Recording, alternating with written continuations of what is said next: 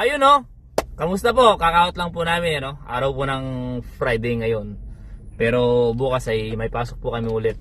Anong bago, pre? Ang balita, pre, no? Ayun, yung mga sinabi ko na March 25, pre, na darating. Dumating na po kahapon, no? Anong mga agency? Yung tatlong agency, pre.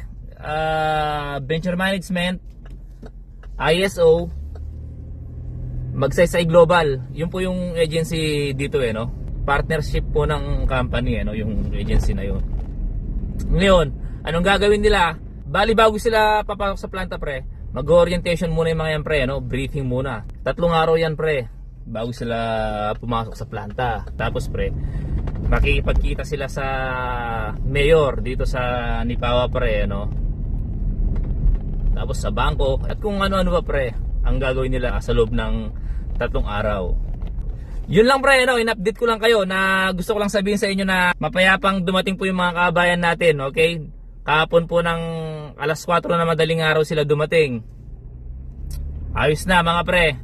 So sa April 15 meron na pong darating. Yun po yung hihintayin natin, no? Yung sa April 15 may darating na naman po. May deployment na naman po, no? At bago dumating yung mga yun, pre, yung mga dumating ngayong March 25, sa susunod na mga araw, pre, no? Pupuntahan natin sila. Anong gagawin? Tulad pa rin ng dati, pre, no? We-welcome natin sila, pre. We-welcome natin sila ng mainit na sabaw dito sa Canada, no? Ganun pa rin, pre, siyempre, no?